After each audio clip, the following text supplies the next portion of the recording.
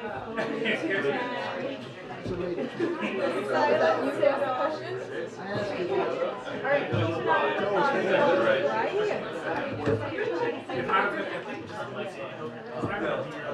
got us off to a good start. Steve delivered a good deal.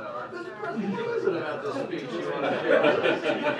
But then I wanted to say, when is it? The old Tennessee folk came out. I'm just going to turn mine on serious. I hear you on that.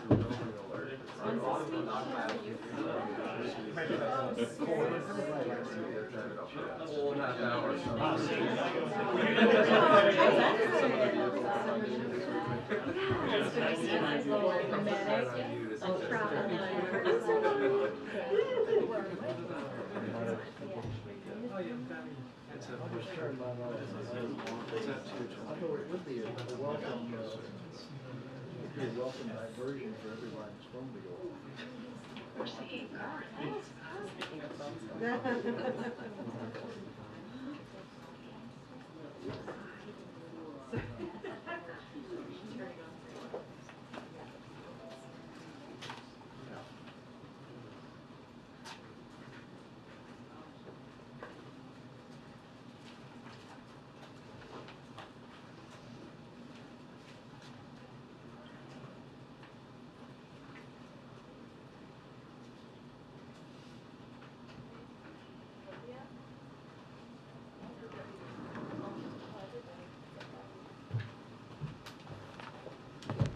This happens every time.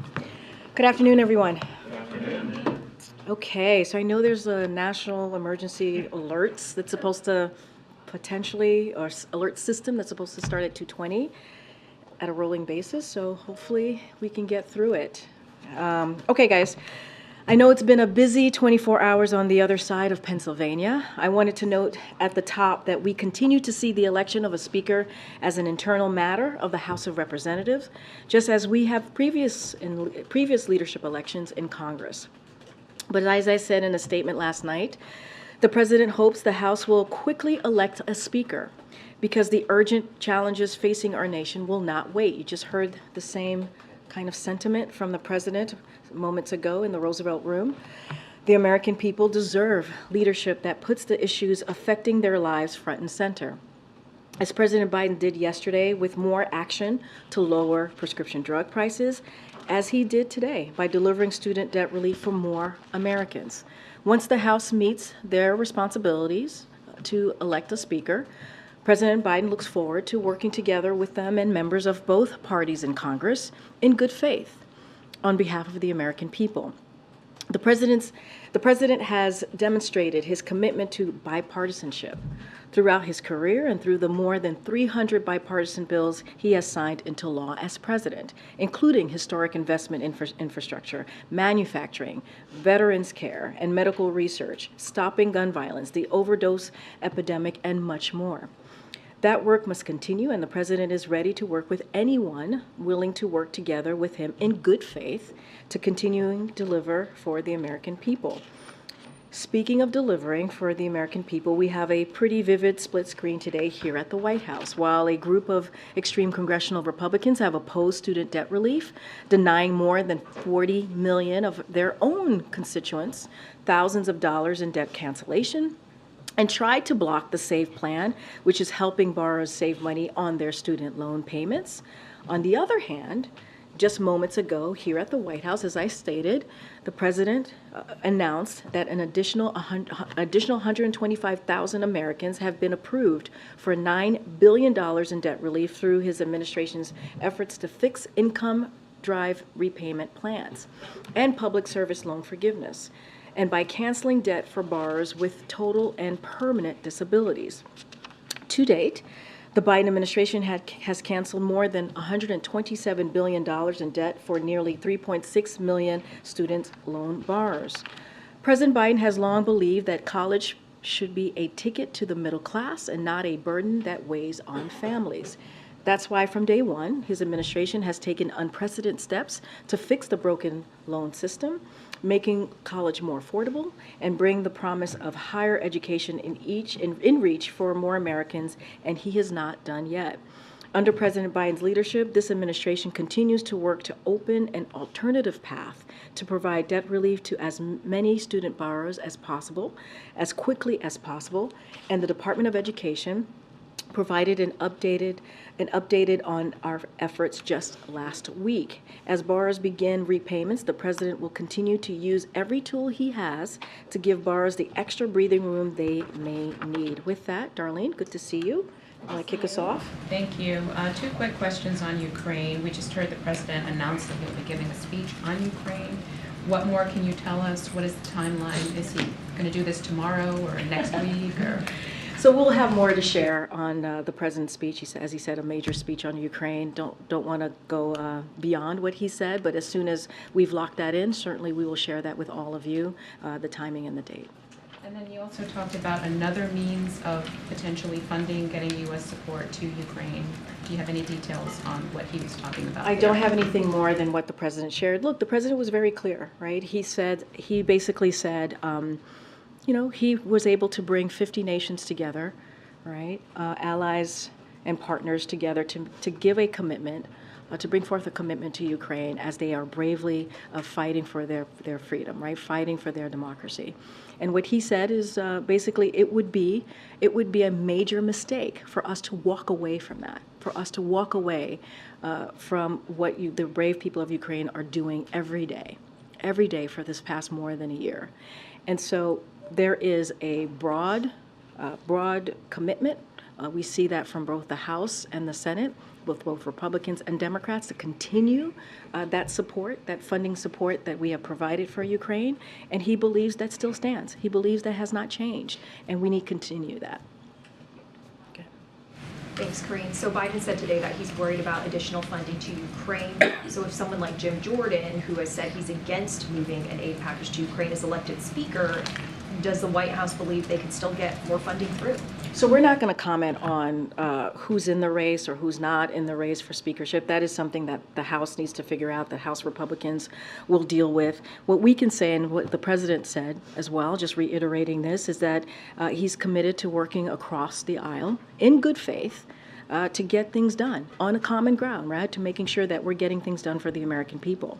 And so that is what matters. And we have seen him do this before in the last 2 years. I just mentioned the bipartisan infrastructure deal legislation, right? Which puts investment in infrastructure that we haven't seen in 70 years, right? Making sure that we continue to be competitive with China, right? When we think about the Chips and Science Act, we think about the Veterans Care, all of these things that he was able to do in a bipartisan way. So look, he wants to deliver for the American people. He's willing to work in a bipartisan way in good faith with whoever is willing to do that with him in the House and in the Senate. But is there any regret that, Kevin McCarthy was a known quantity, but with this next person, that it will be even harder to work with? Any regret that there wasn't more support for the existing speaker? Again, I'm not going to get into who's running or who's not running. That is, again, something for them to figure out. Look, here's the reality. The important fact is Republicans in the House, they have the majority, right? This is for them to figure out. This is for them to figure out how they're going to move forward, right? This is a situation that they have created.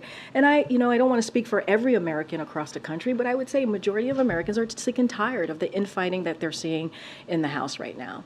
They want to see us work in a bipartisan way. The president is willing to do that. Right, and so that's kind of where we are. The Republican conference that we see currently in the House, we've never seen that type of behavior. They stand apart from any other conference that we have seen before, whether you're talking about the Senate or the House. And so this is their creation, this chaos. If you think about it, this is like shambolic behavior that we're seeing from House Republicans. And so they need to figure it out. They need to end the infighting, and the president is willing and ready, as he has for the last 2 years, to work in a bipartisan way to get the job done for the American people. This speech, is it something that emerged in the last 24 hours, or have you been talking about it for a while? So not going to get into internal conversations on the speech. You heard directly from the president. He wants to give a speech on Ukraine. You heard him say even during his remarks and answering the questions that he wants to lay out how important it is to continue.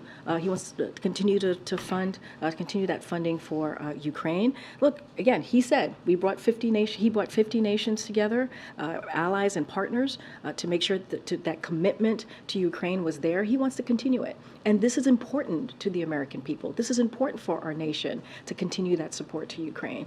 It is a direct connection. And so that's what you're going to continue to hear from the president. I'm not going to get into specifics about the speech that the president mentioned. Confident to worried about it. So what changed?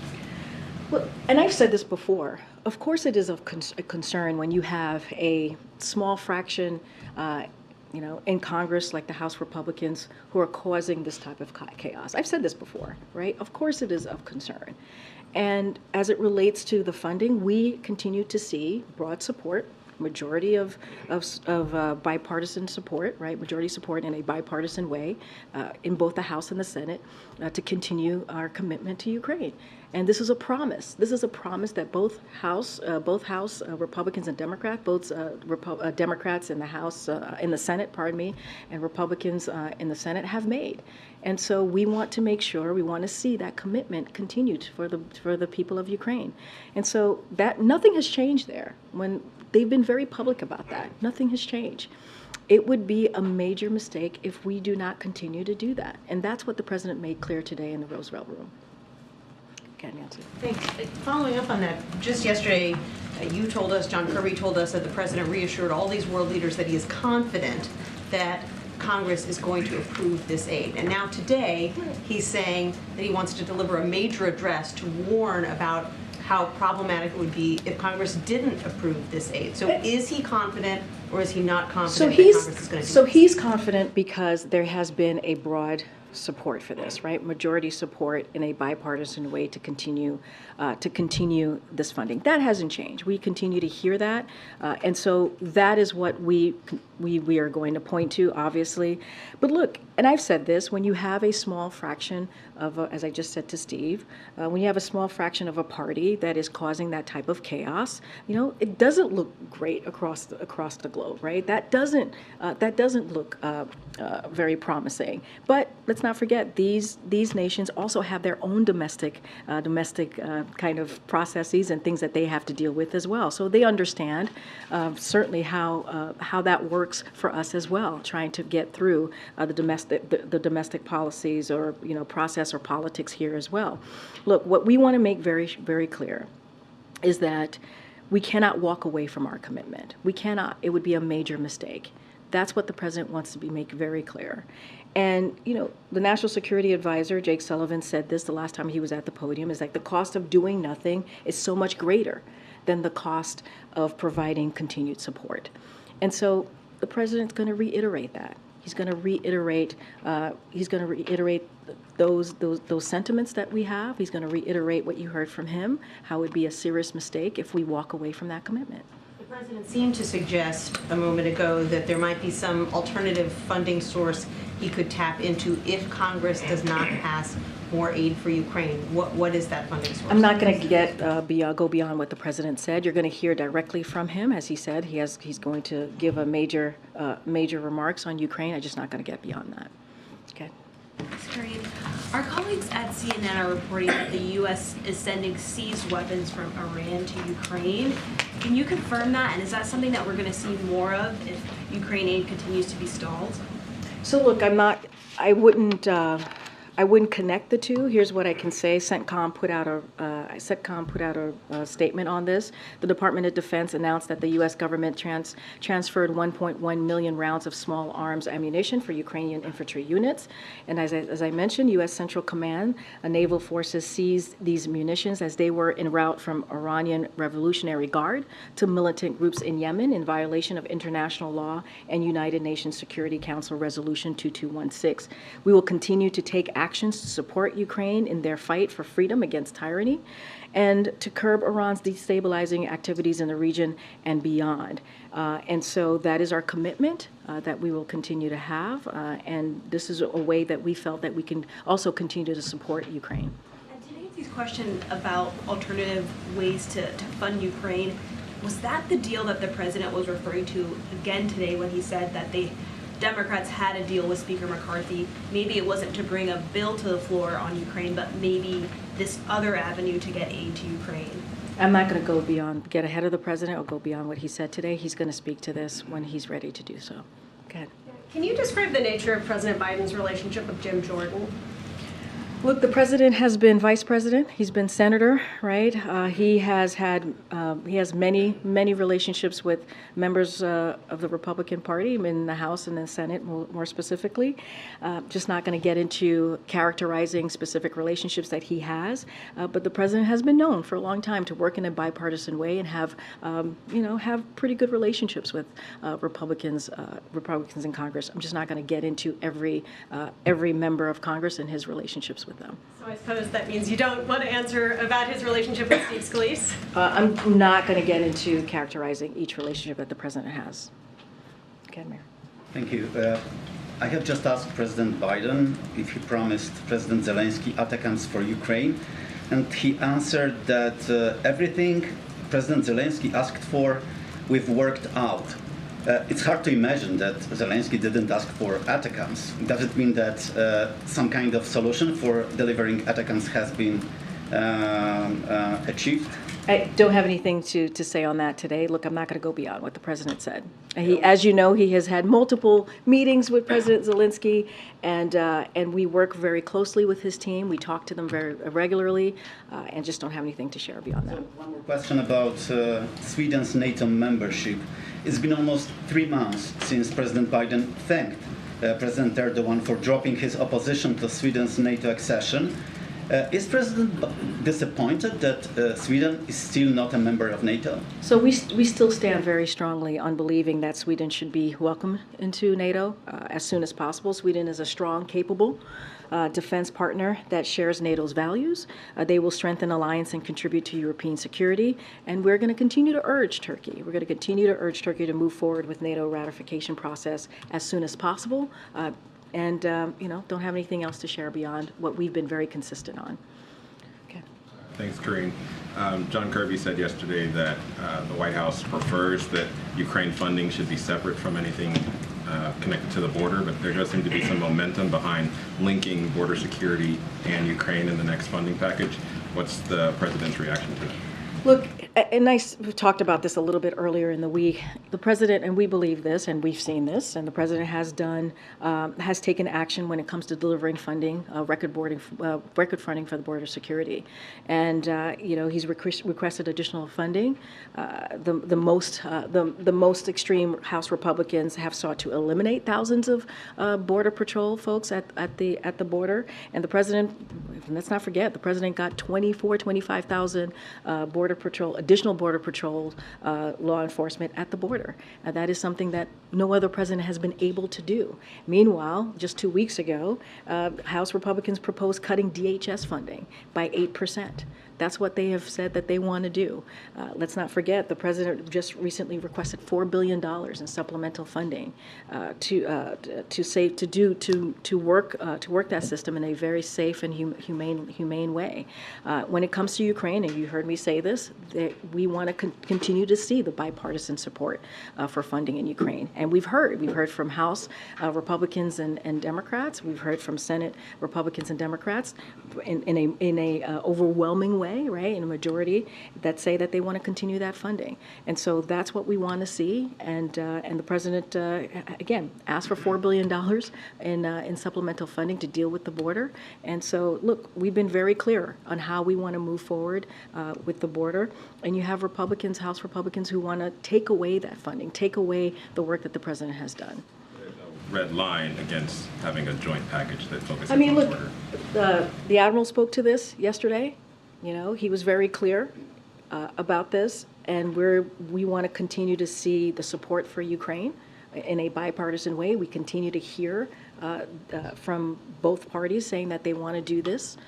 And so that's what we want to see, continue the commitment to Ukraine, continue to that commitment so they can continue to fight against the aggression that we're seeing from Russia. And when it comes to the border, we've taken action. We've taken action by getting record funding to deal with the border. I know you can't speak specifically about the alternative means that the president was talking about for funding Ukraine, but can you say is that part of a broader effort by the White House to try and find these workarounds if Congress isn't able to pass new aid? Just not going to go beyond what the president said. Right. And in the absence of a speaker, I'm just wondering broadly, are there practical concerns at the White House about things like continuity of government, about national security events? Are there particular scenarios that you're concerned about, in the next week or however long it takes to vote for a new House Speaker? Are there practical concerns about not having that person in government? I'm not going to get into hypotheticals, but what I will say is that we want to see House Republicans to end their infighting, to end their chaos that they've created. This is of their creation. They have the majority in the House. They can fix it. They can get their affairs in order, and they should. On behalf, not because for us, on behalf of the American people. That's what we want to see. I'm just not going to get into hypotheticals from here. Go ahead. Why is the president sending recorded remarks for Senator Dianne Feinstein's funeral tomorrow instead of attending in person? Well, it's not unusual for the vice, as you know, the vice president's going to be attending tomorrow, and so she will be, I would refer you to her office. I believe she will be providing remarks, and so it's not unusual for the vice president to go to a funeral instead of the president. Don't have anything beyond that. As you know, the president has, put out a statement on the passing of the senator. He thought that she was an effective elected official. She was a historic trailblazer, and they worked together on many, many issues across her career in the 15 years that they were senators together. Certainly, especially when you think about the assault weapons ban in 1994, which was incredibly effective for those 10 years that it existed. And so, look, you're going to hear directly from him. They're going to hear directly from him tomorrow at the service. But I don't have anything beyond his travel. Okay. Thanks, Karine. The Vatican is holding historic meetings on the future of the Catholic Church on issues like allowing women to become ordained as deacons and the blessing of same-sex marriages. Is the president monitoring this meeting, which is going to be taking place over the next few weeks? And does he have thoughts on this agenda as somebody who's a practicing Catholic?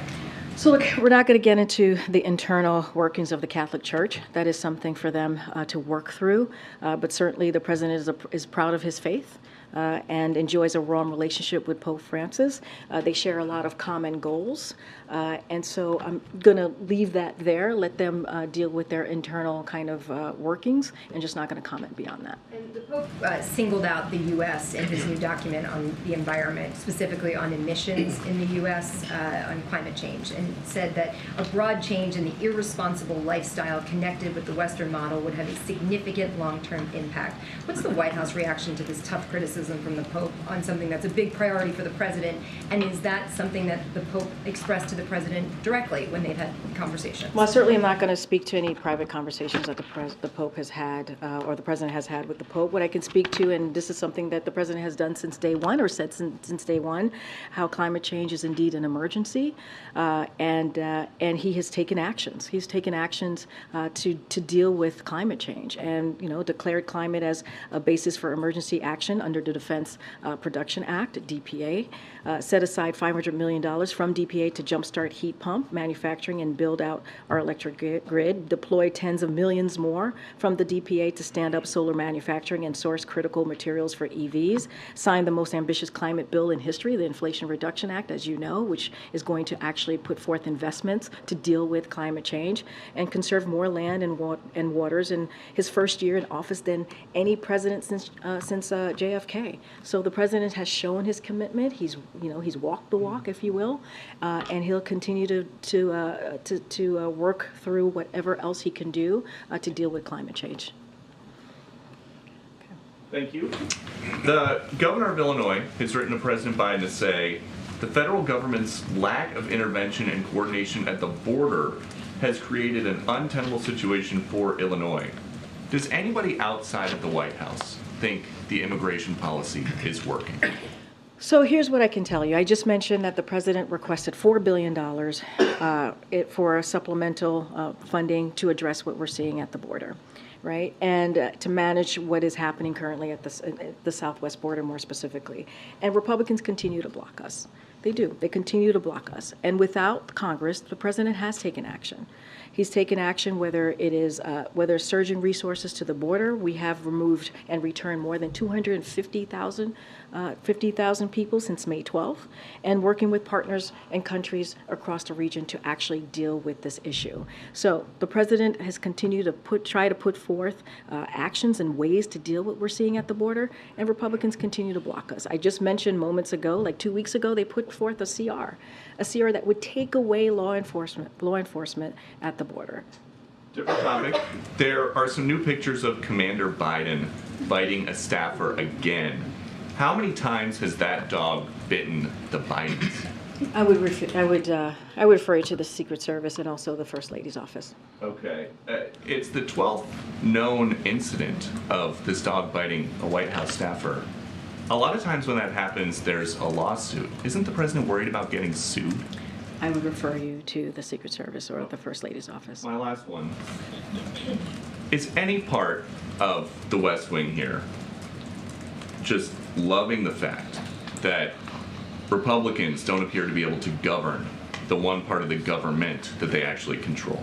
Nobody's loving anything when we're not able to deliver for the American people. Nobody's loving that. When it is important for Congress to work, not for us, but on behalf of the American people. It is important to make sure that we meet the challenges of the American people. That's what's important. What we saw, and you heard from the president, what we saw on Saturday should have never have happened. We're glad that a deal was made. We're glad that we're not in a shutdown, but House Republicans should have never gotten us that far. And so they are the majority in the House. They can fix this. They're creating the chaos. That is not helpful to the American people. That's why you saw the president today talk about student debt relief and talk about what else he's doing to make sure that we're giving a little bit of breathing room to the American people. That's why you heard from the president yesterday talking about, or our announcement, talking about how we're continuing to beat Big Pharma so we can lower prescription drug costs for the American people. That's what the president cares about. That's what he wants to see. What can we continue to do to help Americans as they face really tough challenges? So this is not, we're not loving it. It is not helpful to any American across the country. In any of the meetings about this in the last 24 hours, has anybody in the West Wing heard anybody talking about the possibility of Speaker Trump? This is something for House Republicans to figure out. This is something for them to fix. We're not going to get involved in the speakership. We don't care who is in the race or who is out the race. That is not for us to figure out. The president doesn't have a vote. No one here has a vote. They have to figure this out. Okay, Peter. Karine, if the president's confident that the Congress is going to pass the necessary funds to continue providing aid to Ukraine, why is there the need to have discussions about an alternate vehicle to provide that funding? I'm not going to get beyond or go beyond what the president said. That's not going beyond. That's going behind. That's things that have happened I'm gonna let the president speak to this. He said he's going to give a speech on Ukraine. I'm going to let him speak to it. I'm confused because the president, we said here that the president was confident that the aid would continue, but today the president himself conceded he was worried about that. Can those two align? I think he's confident, and I just dealt with this. I'm happy to repeat myself. What we've heard from House members, both Republicans and Democrats, what we heard from senators, both Republicans and Democrats, have said that they want to continue the support in Ukraine so that Ukrainians can continue to fight against the Russian aggression. We've heard that majority, right? Overwhelming majority. So that still stands, right? That has not gone away. That still stands. That commitment that we have heard publicly from them still stands. So that is where we are with that. That is why we are confident that, yeah, you know what, there is broad support. Now, if the president wants to take an extra step and explain and talk through the importance of supporting Ukraine, that's what he wants to do. It's not the first time. He's done it multiple times, even when we've had continue to have bipartisan He's doing support. it because he's confident, not because he's worried. I'm going to let the president lay out when the time comes as to why he wants to speak to Ukraine. What I can say is what we've heard from Congress, because it is up to Congress, right now, to move forward on how they're going to move forward in funding the support for the continued funding support for Ukraine. But it's important for us to point out what they've said publicly. Has the president spoken to Speaker McCarthy, or now former Speaker McCarthy, since yesterday? Has he spoken to the Speaker Pro Tem, McHenry, in the time since? Has he had any calls that you can share with us with those, because he needs them, as he acknowledged, to try to get Congress working and to get America working again for the American people? I'm not going to get into any private conversation. You're right. The president was very clear. He believes that they need to get back to work. House needs to get back to work. They need to figure out who their speaker is going to be. He's willing to work in good faith with whoever the speaker is. Just to be clear, when you say I'm not going to get into private conversations, you're not acknowledging that there were private conversations, just that you won't say yes or no. What I can say is senior staffers, as I've said many times, have been in close touch with members in Congress. Over the past several weeks, over the past several months, that's something that happens pretty regularly. And I can say this, that the president himself regularly, often, has conversations with members in Congress because of his some of them are relationships that he's had for some time now. I'm just not going to get into each conversation that he's had. They're private discussions. We don't read out each and every conversation that the president has. That's where I'm going to leave it. Thank you. Thank you, Karine. I'm going to follow up on my colleagues' questions about the president's speech. I know you can't talk about the substance of it, but can we understand this as an acknowledgement from the president that he perhaps could be doing better in terms of explaining to the American people why supporting Ukraine is within their best interests, and maybe an acknowledgement that there is waning support from the American public? So look, the president has spoken multiple times about the importance of continuing to fund Ukraine. He did it on Monday, he did it on Sunday, he did it today. And he talked about how there's a direct link in supporting Ukraine, continuing that funding, to our own national security. That is something that he's been pretty consistent about.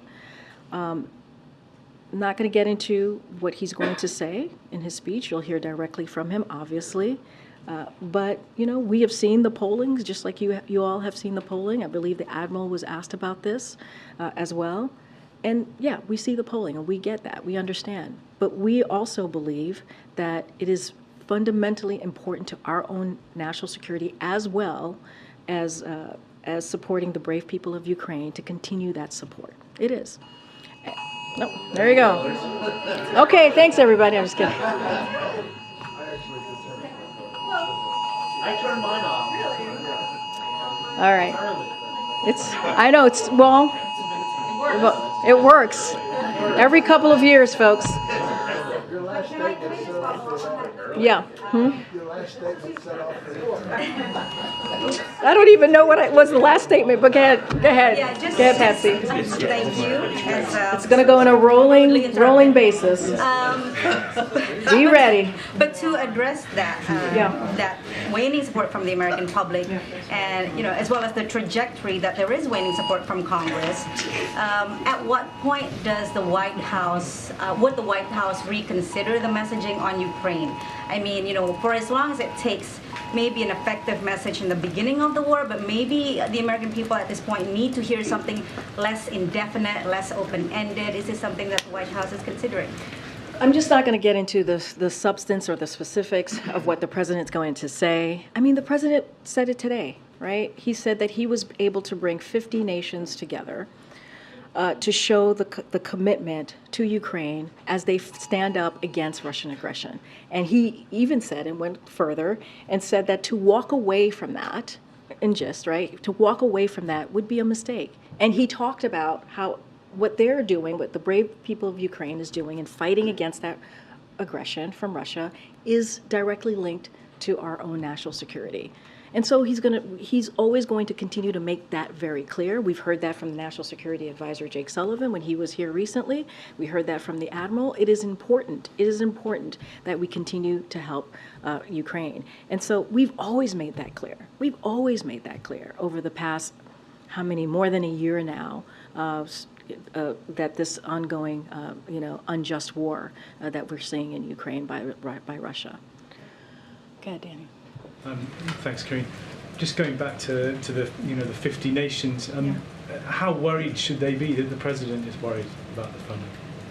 Well, the president spoke to many of those allies and partners yesterday, and the admiral said here, and we said that none of them brought up that they were concerned. They did not bring up any concerns, and so I think that's important. And they understand. We believe that they understand. They have their own domestic political issues that they have to deal with as well, and they understand that as well, right? What we're doing, what we're seeing here. But the president is going to continue to speak to the importance of why we need to support Ukrainians, as again continue to fight against this tyranny, and the president's going to continue to do that. That hasn't changed. None of that has changed, and so. The president said he's going to give a major speech. I'm not going to get ahead of him. He'll lay that out for all of you. We certainly will share when it will happen, the time and day of when that will happen. Just don't have anything beyond that. Go ahead, Gary. This is quite something. Does the White House have a reaction to the shooting that occurred on Morgan State University? While details are still emerging, it has raised concerns about security on HBCU campuses, something that came up last week during the HBCU conference. And Congresswoman Alma Adams said that she plans to seek additional funding for HBCU campuses, specifically for security. Does the president support such additional funding for security on HBCU campuses? So I haven't seen that request, so can't speak to that directly, but what I can say is the president and the First Lady are praying for those wounded in the shooting at Morgan State University last night, and we know how traumatizing this continues to be for everyone on campus, for the parents and families of every student, and for the community. Last night and this morning, the White House team was in touch with the governor's team in Maryland, Governor Moore's office, as well as Baltimore Mayor and the president of Morgan State University about the shooting, and offered our support.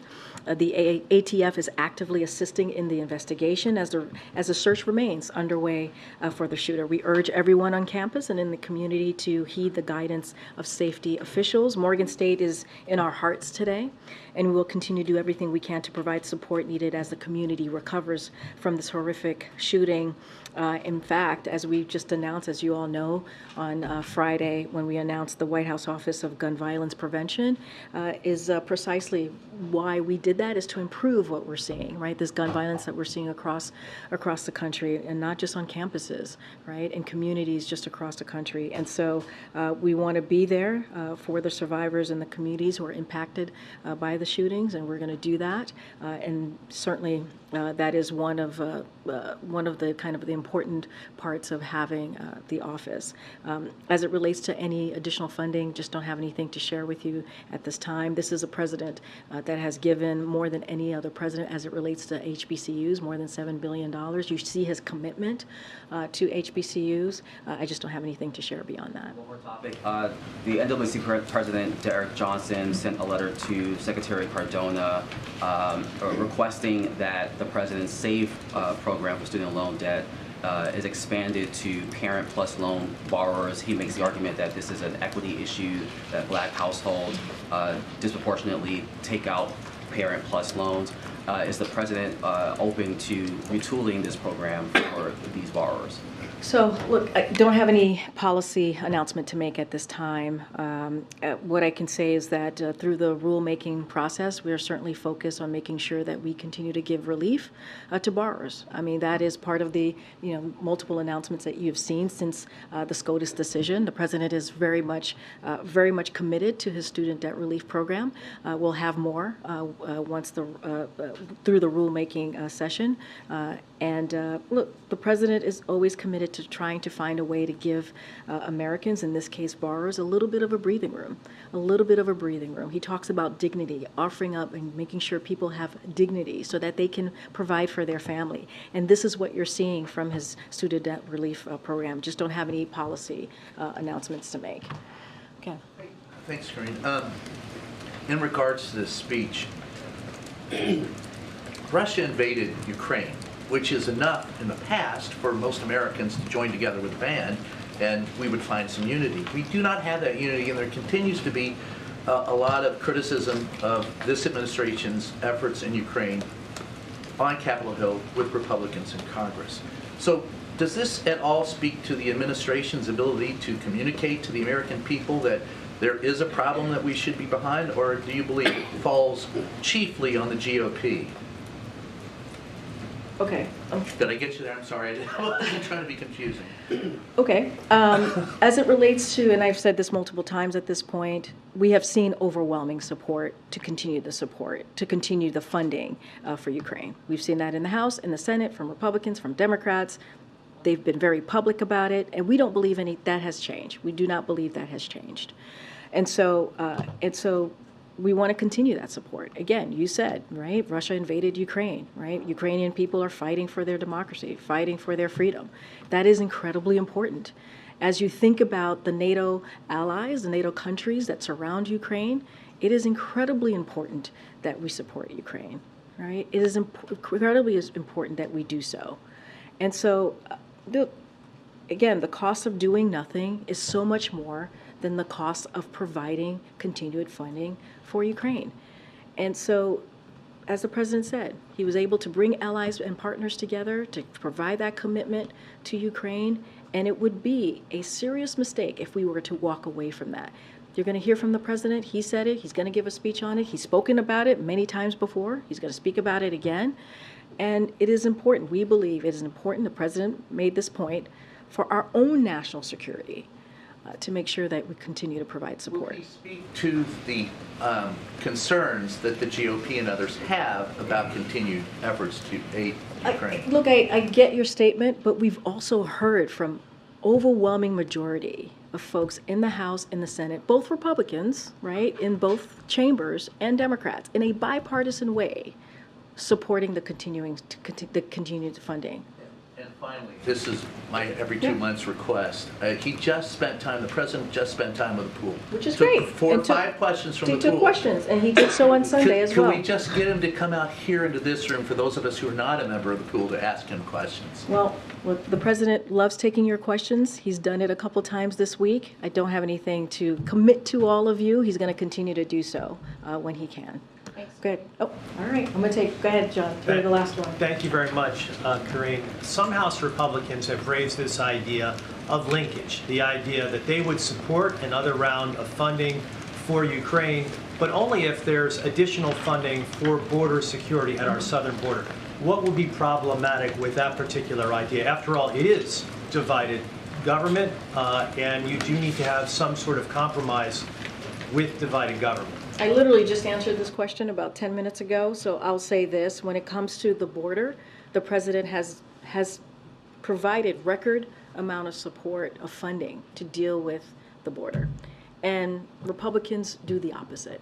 They literally put forth a CR 2 weeks ago that would take away funding to have law enforcement at the border. That's what they put forth. That's what they continue to do. And so, you know, the president is going to continue to do everything that he can to deal with what's going on at the border. He asked for $4 billion in supplemental funding, and House Republicans want to take away law enforcement at the border. And so you could not have two different ways of moving forward in dealing with the border. And as it relates to Ukraine, I've said this over and over today, we have seen overwhelming bipartisan support to continue the funding in Ukraine. That has not changed. That still stands. Members in the House and in the Senate, both Republicans and Democrats, have been very public about that, and that's what we want to continue to see. Thanks, everybody. I'll see you tomorrow. Thank you.